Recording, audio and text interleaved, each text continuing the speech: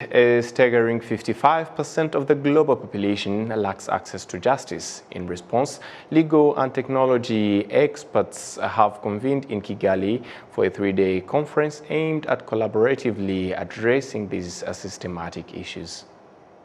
The African Law and Tech Network Summit brought together participants from relevant authorities for discussions around developing conducive legislative and regulatory frameworks for technological innovation across various sectors, with the aim to champion legal tech entrepreneurship in order to enhance the efficiency of legal services throughout the continent. Florida Kavasinga, the executive director of the Serta Foundation that organized the summit, recognized Rwanda's efforts to enhance technology across various sectors.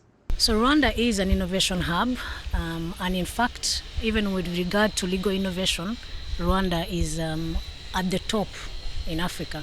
I mean, we have an online system which no other African country has. And even when it comes to mediation, we have systems that other African countries don't have. So I feel like the ALT Network Summit, this is the right home for it, because our country really gives emphasis on innovation and technology, and the legal space shouldn't be left behind. Already some of the startups that are here are thinking of registering in Rwanda because it's open for business. It is a place that gives incentives to startups, which is not an ecosystem that is easily accessible like other jurisdictions in Africa. So hopefully, as long as we keep bringing in people to see the environment, I mean, seeing is believing. So we hope that that will contribute to making this an ecosystem for innovation and legal tech.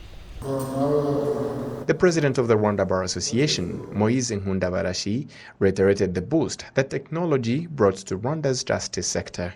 Rwanda, the experience of the use of the integrated electronic case management has shown clearly that it's bringing up a lot of advantages and resolving quite a good number of challenges that we used to have. That is time constraint, the issue of filing, for instance, that where you don't need to have a store of paper, and that is also quite somehow saving environment.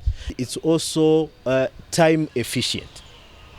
When I say time efficient, it means I can work on any file wherever I am without necessarily having to be in the geographical location of Rwanda.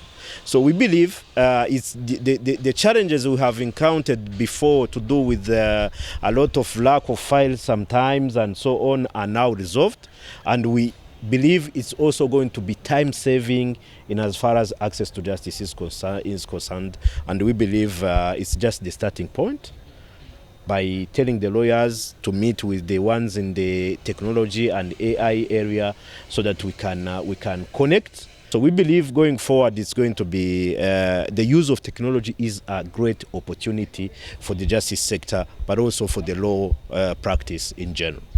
Ladies and gentlemen, good morning. The Minister of Justice and Attorney General of the Government of Rwanda, Dr. Emmanuel Ugirashebuja, noted that the use of technology in justice system is not an option but a necessity.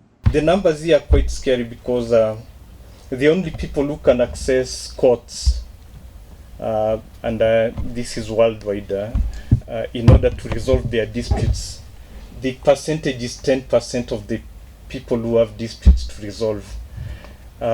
Another 35% have other means of resolving disputes, such as communal resolution of disputes. For us, we have Bunzi and other local setups, the religious setups. So all that accounts for 45%.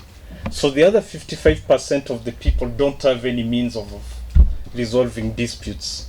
So the question that we should ask is, can technology and innovation help us to have people have broader access to justice? And I do believe the answer is yes, because there are certain things that Rwanda has done in terms of the use of the current technology, the most recent technology, in order to allow for further access to justice. From December last year, the headquarters of the African Law and Tech Network were established in Kigali, Rwanda. Every year, those who work in the legal and tech sectors gather to examine how technology can continue to improve the quality of justice for all. Displacement